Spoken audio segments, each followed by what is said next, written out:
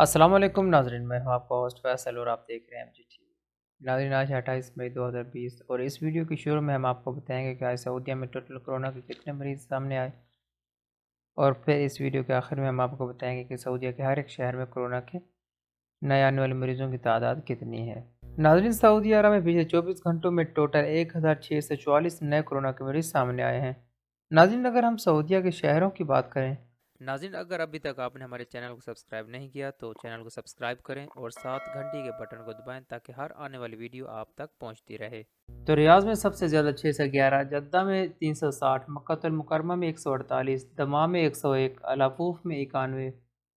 مدینہ المنورہ میں 50، خبر میں 46، زہران میں 25، طائف میں 22، حائل میں 20، المبرز میں 17، جویل میں 17، تبوک میں 16، خلیس میں 15،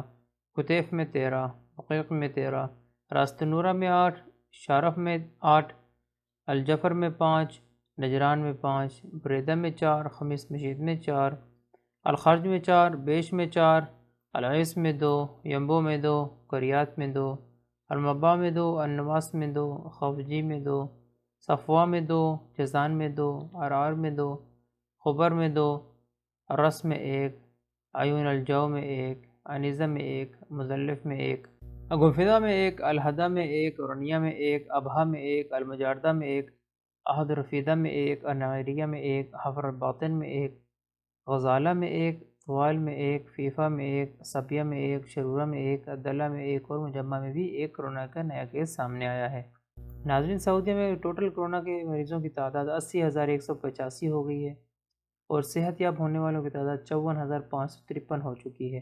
اور اس وبا سے وفات پانے والوں کی تعداد 441 ہو چکی ہے۔ ناظرین، اپنے ہوسٹ فیصل کو اجازت دیں، ملتے ہیں مزید تازہ ترین خبروں کے ساتھ، تب تک کے لیے اللہ حافظ۔